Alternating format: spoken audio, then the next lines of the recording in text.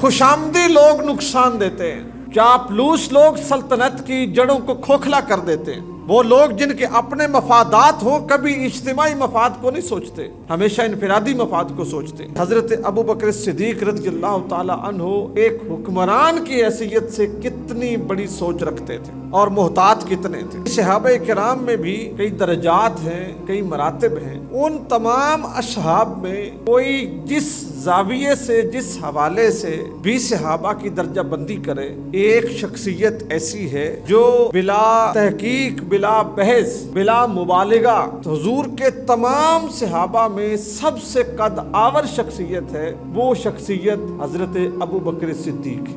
अम्मा बाद फ़अऊज़ु बिल्लाहि मिनश शैतानिर रजीम, बिस्मिल्लाहिर रहमानिर रहीम। अल्लाहुम्मा सल्लि अला सय्यिदिना व मौलाना मुहम्मदिन व अला आलि सय्यिदिना व मौलाना मुहम्मदिन व बारिक व सल्लिम व सल्लि अलैहि व अला आलिका व अस्हाबिका या रहमतल लिल आलमीन। अस्सलातु वस्सलामु अलैका या महबूब रब्बिल आलमीन व अला आलिका व अस्हाबिका या रहमतल लिल आलमीन। आज हमारे खुतबा की गुफ्तगू का उन्वान हज़रत सय्यदुना अबू बकर सिद्दीक रज़ियल्लाहु ताला अन्हु की शख्सियत और आपकी सीरत है। रसूलुल्लाह सल्लल्लाहु अलैहि वसल्लम की महब्बत के पहलू से हमारे लिए किस तरह मिशल राह है, हिदायत है। आज हम हज़रत अबू बकर सिद्दीक रज़ियल्लाहु ताला अन्हु की शख्सियत को एक हुक्मरान, एक अमीर और एक सिपहसालार की सूरत में सीखेंगे, जिसमें हमारे लिए हिदायत और रहनुमाई के बड़े नमूने मौजूद हैं। ये चीज़ हमारे लिए समझनी इंतहाई अशद ज़रूरी है कि हिदायत, मारिफत, तालीम और शऊर, उसका मंबा और मस्दर अल्लाह ताला का कलाम कुरान मजीद और रसूलुल्लाह सल्लल्लाहु अलैहि वसल्लम की सीरत, हुजूर की हदीस और हुजूर की सुन्नत है। हमें जितना भी हिदायत के मुताल्लिक और मारिफत के मुताल्लिक और शऊर के मुताल्लिक जितना भी शऊर और रहनुमाई मिलती है, वो सारी की सारी रहनुमाई कुरान और हदीस की रोशनी में हमारे लिए रहनुमा है, रहबर है। हुज़ूर अक़दस सल्लल्लाहु अलैहि वसल्लम के असहाब को ये शर्फ़ और ये फ़जीलत हासिल है कि उन्होंने जो सीखा, जो पढ़ा, जो समझा, डायरेक्ट हुजूर की ज़ुबान से सुना और अपने सीनों में महफूज किया। उनकी निगाहों के सामने अल्लाह का कुरान नाजिल हुआ और उन्हें रसूलुल्लाह सल्लल्लाहु अलैहि वसल्लम ने उसके अहकाम की तफसील इरशाद फरमाई।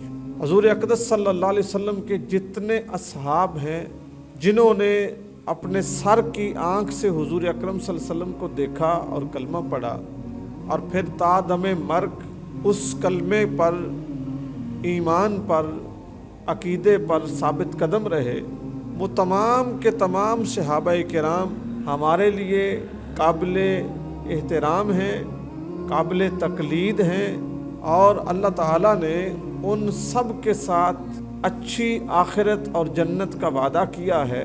और नबी करीम सल्लल्लाहु अलैहि वसल्लम ने उनके मुताल्लिक ये बात इरशाद फरमाई है कि ए मेरे उम्मतियों, मेरे तमाम के तमाम सहाबा, 1 2 3 4 नहीं, मेरे तमाम के तमाम सहाबा तुम्हारे लिए इस तरह हैं जिस तरह अंधेरी रात में चिराग जलते हैं, सितारे चमकते हैं। तुम जिसकी भी इक्तिदा करोगे, जिसकी भी पीछे चलोगे, जिसकी भी इत्तिबा करोगे, तुम्हें हिदायत नसीब हो जाएगी। अब हुजूर के असहाब में सहाबाए किराम के भी कई दर्जात हैं। कुछ असहाब वो हैं जिन्होंने सबसे पहले रसूलुल्लाह सल्लल्लाहु अलैहि वसल्लम पर अपने यकीन और अपने ईमान को निछावर किया जब कोई नहीं मानता था। दुश्मनी थी, मुखालफत थी, बहुत ज़्यादा लोग शिद्दत में हुजूर के खिलाफ थे। कुछ वो सहाबा हैं जिन्होंने उस वक्त कलमा पढ़ा। फिर वो सहाबा हैं जिन्होंने जंग बदर में शिरकत की।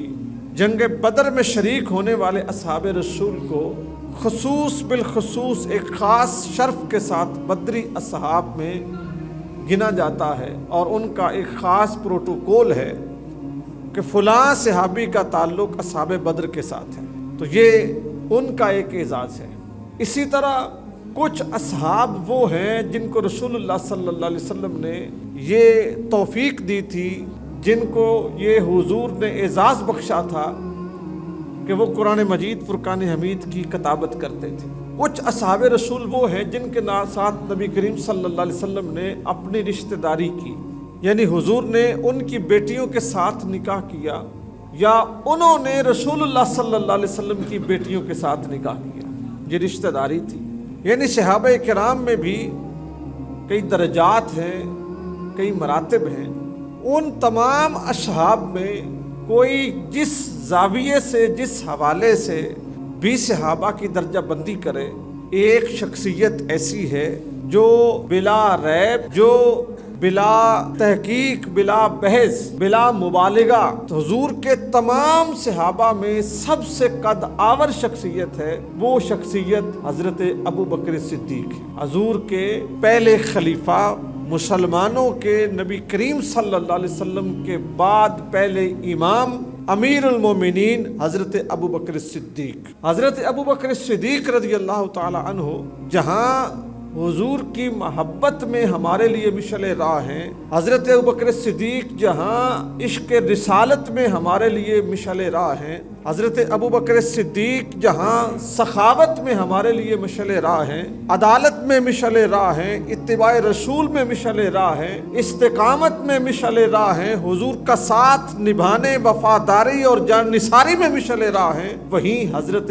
ابوبکر صدیق پوری امت کے لیے بطور ایک حکمران بھی قابل تقلید نمونہ ہے کہ آپ جیسا حکمران، آپ جیسا سربراہ، آپ جیسا امیر، آپ جیسا لیڈر، آپ جیسا رہنما وہ بھی ہمیں دنیا میں کہیں اور نظر نہیں آتا۔ آج ہم جو چند چیزیں سیکھیں گے ان کا تعلق صرف اور صرف اس چیز کے ساتھ ہے کہ حضرت ابوبکر صدیق رضی اللہ تعالی عنہ ایک حکمران کی حیثیت سے کتنی بڑی سوچ رکھتے تھے اور محتاط کتنے تھے۔ جس وقت جنگ یمامہ ہوئی، یہ جو جنگ تھی یہ مسیلمہ کذاب کے خلاف ہوئی، یہ نبوت کا دعوے دار تھا، اس نے اعلان کیا ہوا تھا کہ میں رسول اللہ صلی اللہ علیہ وسلم کے ساتھ نبوت میں شریک ہوں، آدھی زمین اللہ نے ان کے سپرد کی ہے اور آدھی زمین اللہ نے میرے سپرد کی ہے۔ تو حضرت ابوبکر صدیق رضی اللہ تعالی عنہ نے نبی کریم صلی اللہ علیہ وسلم کی اتباع کرتے ہوئے حضور نے اپنی زندگی میں مسیلمہ کذاب کو شکست دینے کے لیے ایک لشکر تیار کیا تھا، جس لشکر کے سربراہ حضرت اسامہ بن زید تھے۔ نبی کریم صلی اللہ علیہ وآلہ وسلم کے جو منہ بولے بیٹے زید بن حارثہ ہیں، زید بن حارثہ کے بیٹے تھے اسامہ بن زید، ان کو حضور نے منتخب فرمایا تھا کہ تم اس لشکر کی قیادت کرو اور اس نبوت کے جھوٹے دعوے دار کو کافر کردار تک پہنچاؤ۔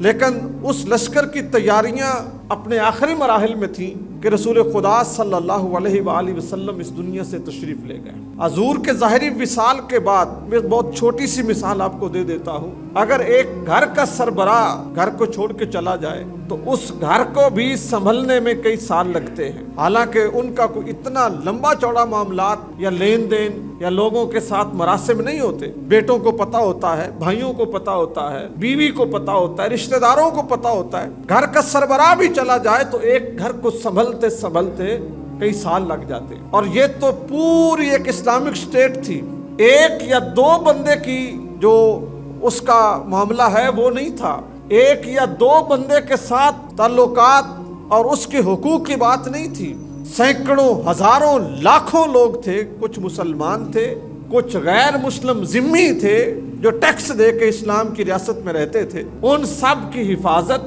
ان کے حقوق کا تحفظ، ان کے سر پر ایک ریاست کی ایسی محفوظ چھتری کے جس کے نیچے وہ اپنے آپ کو محفوظ محسوس کرے، یہ سارا کچھ پرووائڈ کرنا یہ حضرت ابوبکر صدیق رضی اللہ تعالی عنہ کے کاندھوں پہ آ پڑا تھا۔ جب آپ کو خلافت سونپی گئی اور مسلمانوں نے بالاجماع آپ کو اپنا خلیفہ تسلیم کیا تو جنگیں ایک طرف رہ گئی، سلطنت کا اپنے معاملات کو چلانا، اپنے آپ کو سروائیو کرنا یہ پیچھے رہ گیا، دینی معاملات کو بڑھانا یہ ایک الگ معاملہ تھا، ایک چیلنج درپیش نہیں تھا۔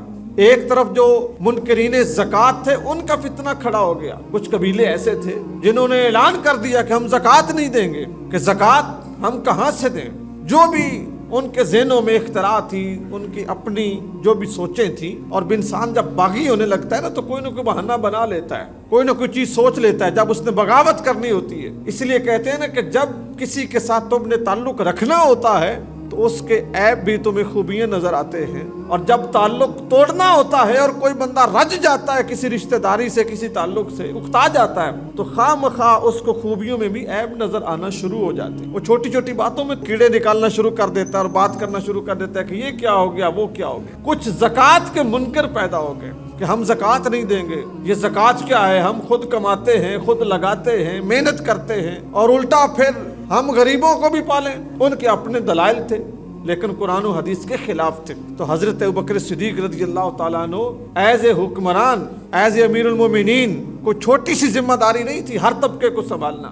آپ نے جو سب سے پہلا کام کیا وہ یہ تھا کہ وہ لوگ، وہ نبوت کے جھوٹے دعوے دار جن کا سر کچلنا اشد ضروری تھا، ان کی بے کنی کے لیے آپ نے اسامہ بن زید کی قیادت میں لشکر روانہ فرمایا۔ کثیر صحابہ کرام نے یہ عرض کی کہ امیر المومنین، اسامہ کی عمر تھوڑی ہے، تجربہ نہیں ہے، آپ مہربانی فرمائیں کسی جہان دیدہ صحابی کو لشکر کی ذمہ داری دیں جو معاملات سنبھال سکے، جس کے پاس تجربہ ہو، آپ اس کو بھیجیں۔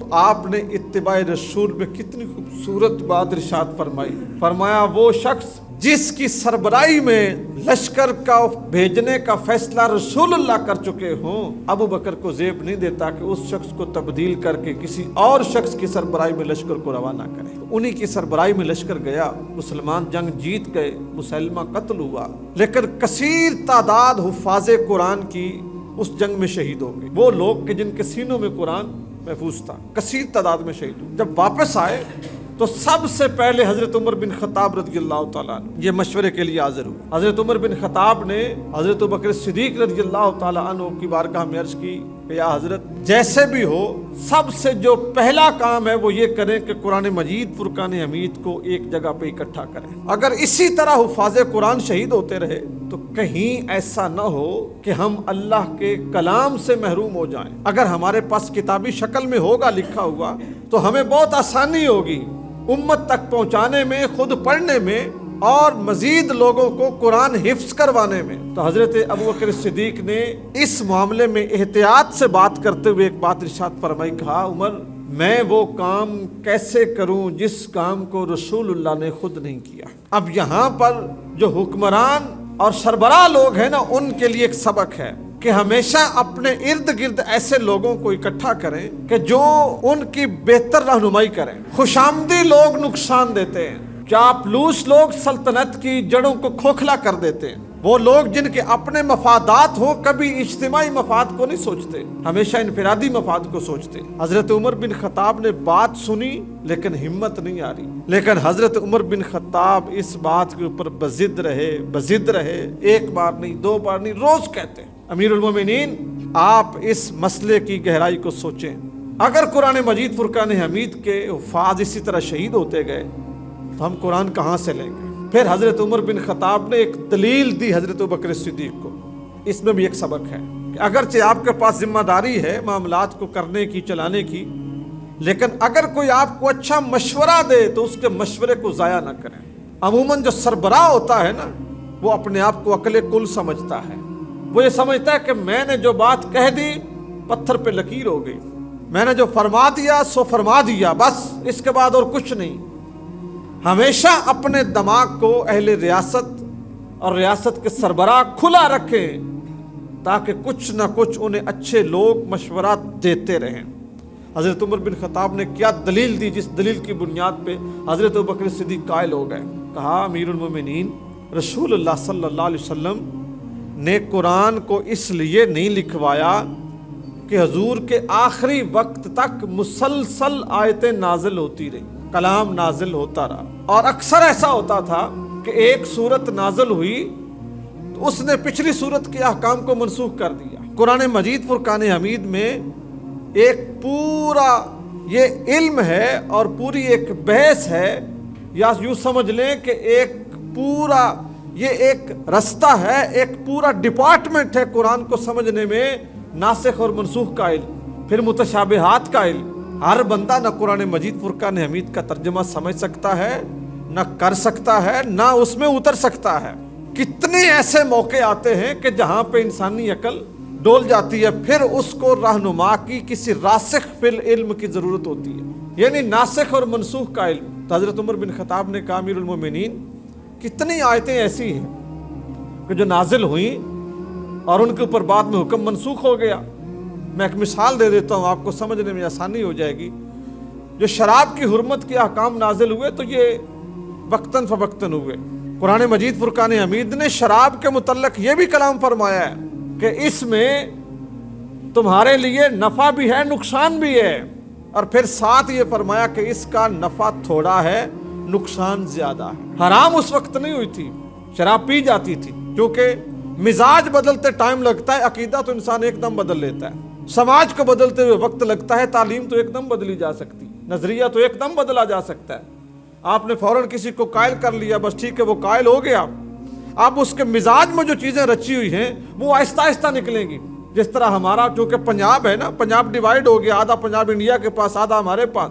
हमारे पंजाब में आज भी 70% सकाफत, कल्चर, समाज ऐसा है जो हिंदुओं से हमने लिया और उसी को चला रहे हैं और उसके ऊपर डटे हुए भी हैं। समाज को बदलते हुए बहरहाल वक्त लगता है। तो कुरान मजीद फुरकान हमीद ने जो शराब रची हुई थी ना लोगों के मिजाज के साथ, उसको हराम करने में तदरीजन काम किया, आहिस्ता आहिस्ता उसको हराम किया।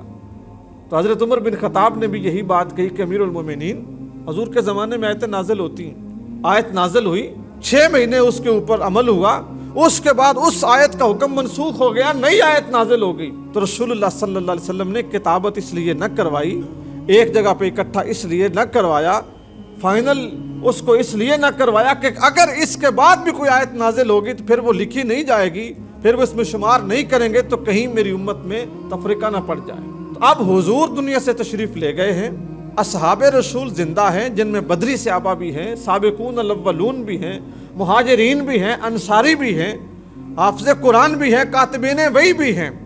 आप ऐसा करें, उन सब को इकट्ठा करें और कुरान मजीद फुरकान हमीद को एक जगह पर यकजा कर दें, ताकि उम्मत कल कुरान मजीद फुरकान हमीद की बुनियाद पर तफरीका का शिकार ना हो। जब ये दलील दी ना हज़रत उमर बिन खताब ने, तो हज़रत अबू बकर सिद्दीक़ इस बात को तस्लीम कर गए।